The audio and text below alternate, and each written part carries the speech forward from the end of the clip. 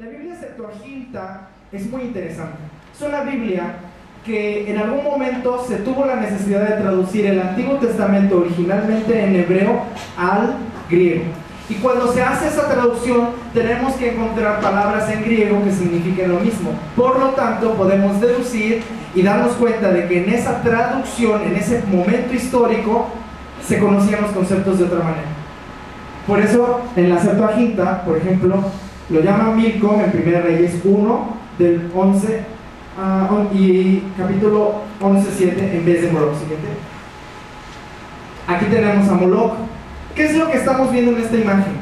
Moloch es un ídolo que solicita sangre, pero no cualquier sangre, específicamente la sangre de los bebés recién nacidos. Y para los padres esto es un honor, el poderles traer a su hijo. Alrededor de aquí existe una serie de músicos, ¿lo ven aquí?, que están con flautas y tambores haciendo un tipo de batucada con el propósito de que no se escuche el llanto del bebé. Al bebé lo toman en brazos, por la cabecita aquí, se lo ofrece el sacerdote a Moloch. Encima aquí hay un caldero hirviendo de fuego, y entonces deja caer al bebé con una calculada estrategia de que el bebé caiga con la cabeza viendo hacia arriba. Dejando caer sobre las brasas, el bebé se consume completo, y al incendiarse su cuerpo se le abre y se le quema toda esta parte de aquí, y entonces se le dibuja la famosa sonrisa de Moloch. Es muy importante que conozcamos qué es lo que Dios abomina cuando dice en Levítico 18:22: no te echarás varón con varón, porque es toeva. La palabra toeva, abominación. Siguiente. Tenemos dos referencias históricas muy interesantes acerca de lo que sucedía. Antes de que la estatua fuese llenada, se inundaba la zona con un fuerte ruido de flautas y tambores, de modo que los gritos y lamentos no alcanzaban los oídos de la multitud. Diorreos Siculus dice: había en la ciudad una imagen de bronce de Cronos con las manos extendidas y las palmas hacia arriba, y cada niño que era colocado en ellas era subido y caía por la boca abierta dentro del fuego. Estas son las referencias. Vamos a la siguiente, el siguiente slide. Es poco estudiado esta posibilidad, como les digo, es como una línea delgada entre la especulación y la realidad. Todo lo que estoy aquí mostrándoles son meras teorías que deben ser consideradas debido a las reglas hermenéuticas, y que cada uno de nosotros tiene la responsabilidad de analizar. Cuando la Biblia dice que esto es una abominación, en el libro de Levítico, el libro del Código de Santidad, nos está diciendo, siguiente, nos está diciendo de algo que sucede. Israel estaba en un momento histórico rodeado de pueblos que practicaban esas maneras de adorar a sus dioses. Y Dios le dice en el inicio del capítulo 18 que, siguiente, habla a los hijos de Israel y diles: yo soy el Señor tu Dios, no harás como hacen en la tierra de Egipto, en la cual moraste antes, ni harás como hacen en la tierra de Canaán, a la cual yo los conduzco. O sea, son diferentes. Ni andéis en sus estatutos. ¿Qué es lo que representa entonces Egipto para el pueblo de Israel? Estas son las imágenes, vamos pasándolas. Esto es lo que Dios está diciéndoles: yo no quiero que ustedes caigan en esta idolatría. Yo no quiero que ustedes... Yo no quiero que ustedes lleguen al momento en el que corrompan nuevamente su fe. Ustedes son llamados a ser un pueblo diferente. Siguiente. Y aquí vemos en estas imágenes, vamos a revisar un ratito, Kadesh y Kadesha. Siguiente. Siguiente. Aquí podemos ver, por ejemplo, a los Kadesh y Kadesha. Son esclavos sexuales, prostitutos culticos alrededor de los egipcios. Aquí pueden observar los rituales extremadamente cargados de sensualidad. Aquí también. Siguiente. Esta imagen es muy interesante porque tenemos aquí también la adoración a estos dioses que están aquí. Siguiente. Kadesh y Kadesh son las mismas figuras. Esto es lo que Dios está diciendo que no deben hacer. Porque Israel estaba entrenado a ver que esto era normal. Un muerto, Kadesh Kadesh. La entrada a la adoración en Egipto. Siempre doy más información de cada cuadro, de dónde es, cómo lo obtuve, pero vamos rápido con el tiempo siguiente. Y ahí está, Kadesh Kadesh. Este libro es muy bueno, se lo recomiendo. Habla sobre Baal bastante fuerte. Baal es una deidad adorada en la época, pero también vemos la carga histórica de que en Egipto había una inclusión o una aceptación social de la homosexualidad, inclusive faraones gays. Siguiente. Levítico entonces es el libro de la ley, y hay cosas muy interesantes, como mencionaba bien, que los hombres no corten las puntas de su barba, no tener relaciones sexuales durante la menstruación, no sembrar diversas semillas en un mismo campo, y las leyes de dieta alimentaria. El propósito de la ley entonces en el libro de Levítico es un código de santidad, como lo llaman, y fue escrito para distinguir a los hebreos moral, espiritual y ritualmente de los babilonios y los cananeos. Estamos entonces utilizando este librito. Hace quizá 15, 20 años, cuando yo le pregunté a mi papá que yo quería ser pastor, 5 años, mi papá me dijo: hijo, es una carrera muy difícil, vas a tener que leer muchos libros, y él me mostró. Tenemos una biblioteca de teología en casa, pero acaba de salir este libro hace unos años que nos permite desarmar la Biblia completita en pedacitos. Es como si tu Biblia le hicieras un rompecabezas de palabras en el original del griego y el hebreo, y entonces a través de este libro se enumera y se estudia cada palabrita para que tengamos una concordancia exhaustiva de la Biblia.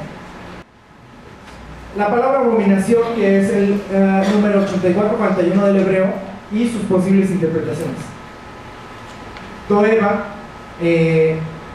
un poco más explicado y relacionado al sentido ritual y de idolatría. Siguiente. Esto es Toeva. Y para la Biblia es muy claro que todo mide lo mismo. No hay un pecado más grande que el otro.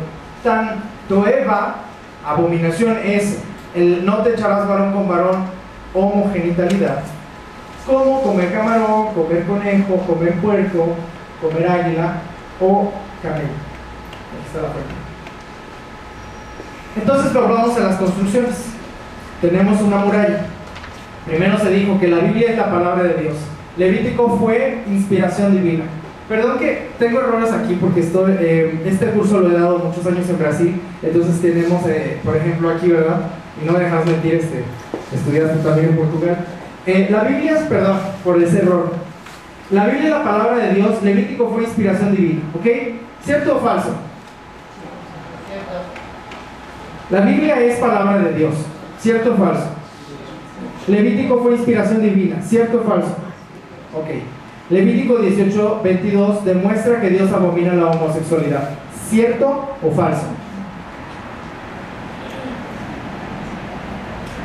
Vamos a la siguiente. Dios siempre, al punto C. Dios siempre sintió repugnancia por todos los homosexuales. Si A es verdadero, B es verdadero.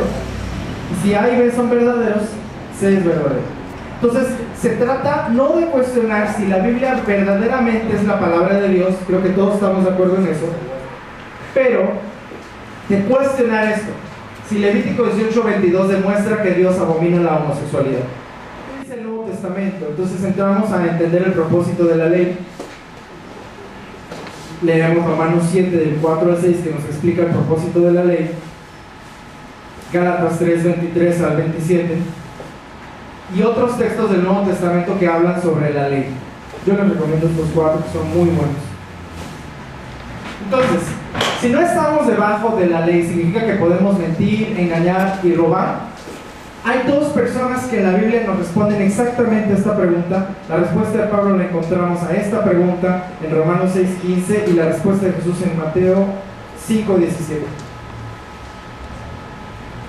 Entonces, tenemos aquí, en estos 2 textos, una nueva postura en relación a la ley.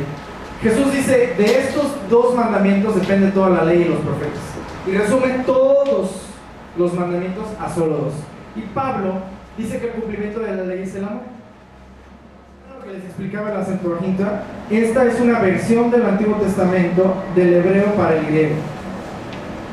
Y la palabra toeva, abominación, en la Septuaginta, y esto me pareció muy interesante poderlo incluir, es esta palabrita griega, belugma, y significa una cosa detestable relacionada a idolatría o perteneciente a idolatría. Esta es una página que yo también les recomiendo para utilizar en su casa. Pueden hacer el estudio hermenéutico de todo esto. Aunque no tengan el libro Strong, porque no es barato, aunque ha estado bajando el precio, es esta página, searchgodsword.org o searchgodsword.org. Y aquí ustedes pueden utilizar las herramientas de esta página para buscar y estudiar cada palabra, cómo se pronuncia. Inclusive por ahí hay un icono, si le das clic aquí, para saber hasta cómo se diría. Toeva entonces está relacionado directamente a los Kadesha que ya conocimos, los prostitutos cúlticos. 7. Entonces aquí yo hago siempre un ejercicio de estudio en este punto y comparamos otras situaciones que no son homosexualidad. Vemos la actitud en relación a la guerra, lo que se creía hace 400 años y lo que se dice ahora. La actitud con relación a la usura, Salmos. La actitud en relación a la mujer, que es un tema también bastante controversial en la Biblia, las mujeres lo saben. Y la actitud con relación a la esclavitud, porque las iglesias enseñaban esclavitud. Las iglesias en Estados Unidos aprobaban y tenían permisividad a sus miembros, a los blancos, de esclavizar a los negros. En el documental que ya está en línea muestra una parte, un video, donde las cifras son alarmantes. Se trajeron a México, a Latinoamérica, 12 millones de negros de África durante la conquista. ¿Quién patrocinó eso? Fue la Iglesia Católica. Y se dice que la mitad murieron en el camino a traer. Quiere decir que tenemos aproximadamente 25 millones de personas, millones, que fueron obligadas a esclavitud por la Biblia. Cronológicamente, en la medida de los tiempos, hay textos que ya no aplican para esta época. Por lo tanto, son textos anacrónicos, que pertenecen a otra época. Más o menos un ejemplo de cómo doy el taller de homosexualidad y Biblia. Yo invito... ¿Hay otro? Sí. Sí. Yo invito a que los líderes y pastores nos hagamos cada vez más profesionales en nuestro sistema de exposición, que siempre nos actualicemos. Hay libros muy buenos que yo les recomiendo y que no deberíamos de conformarnos con una mera explicación a medias de los textos. Nuestras iglesias deben de generar líderes y discípulos que tengan la capacidad teológica de defender estos argumentos hasta de memoria. Porque también hay textos en el Nuevo Testamento que son estos: Romanos 1, 26 y 27, 1 Corintios 6, 9 y 1 Timoteo 1, 10, donde vemos el uso o la interpretación, inclusive la nueva versión internacional, ya esta última, dice homosexuales activos y pasivos en uno de estos versículos. Entonces, el término homosexual fue empleado por primera vez en 1869. Sí, la Biblia no contiene este término porque históricamente no existe. ¿Qué dice entonces Pablo cuando dice de los textos? Vamos. En Romanos 1, 26 y 27 tenemos la transliteración del griego. Y es muy importante que conozcas y pienses cómo Pablo hace la carta del libro de Romanos, que también es para mucha gente muy difícil de explicar. Cuando tú le preguntas, inclusive a pastores incluyentes o del movimiento Affirming, muchas veces no te saben explicar el texto de Romanos 1, y eso es muy importante para las mujeres que lo entiendan de esta forma. Es como un vuelo, ¿no? Tenemos el despegue del avión, es como empezar a hacer una carta, y al inicio no estamos totalmente al punto en el que queremos llegar a la altura. El punto más alto es el punto veloz. El punto de inicio es los primeros capítulos de una carta. Cuando yo le escribo una carta a alguien, no le empiezo a decir, oye, lo que te quiero decir es, entonces le doy los puntos más importantes. No, empezamos con un buen saludo, le decimos a la persona cómo has estado, fíjate que, oye, te quería decir, fíjate que me pasó esto es un ejemplo de esto, para que entonces yo llego a un punto. Cuando llegamos a la altura necesaria, siguiente, cuando llegamos a la altura necesaria, es entonces cuando establecemos cosas. En el libro de Romanos, en el primer capítulo, se establecen piedritas o bases para los puntos que se van a empezar a desarrollar del capítulo 5 al capítulo 11.